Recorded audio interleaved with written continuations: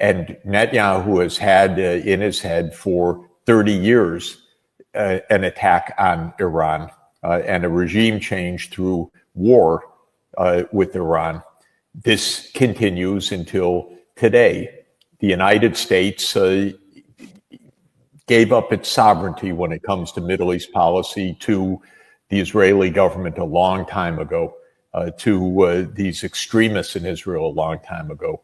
Our foreign policy is reckless, ununderstandable from an American interest point of view, a world interest point of view. It only makes sense when seen through the eyes of Israeli extremists. And that's what we have. So the JCPOA was the agreement to end Iran's nuclear program. The U.S. willfully killed it.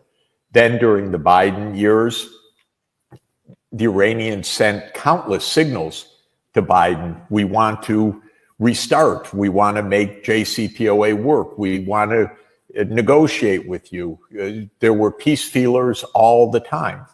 Then when President Pezeshkian was elected, he came to the UN General Assembly this past September, and it was all about peace. Of course, Netanyahu, who is a man of murder and violence, wants to hear nothing of it. He wants the United States to attack.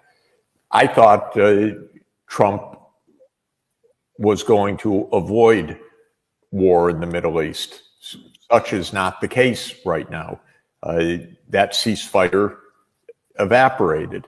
It was blatantly, crudely, violently, flagrantly blown up by the Israelis. And Trump didn't say one word. So what we have is not a question of how to negotiate. It's a question of threats and violence. And that's where we are to this moment. If you try to ask me to rationalize this or explain what's going on in the American mentality, all I can come up with is that the U.S. officials are just doing the bidding of Netanyahu, who I regard as properly indicted by the International Criminal Court for crimes against humanity.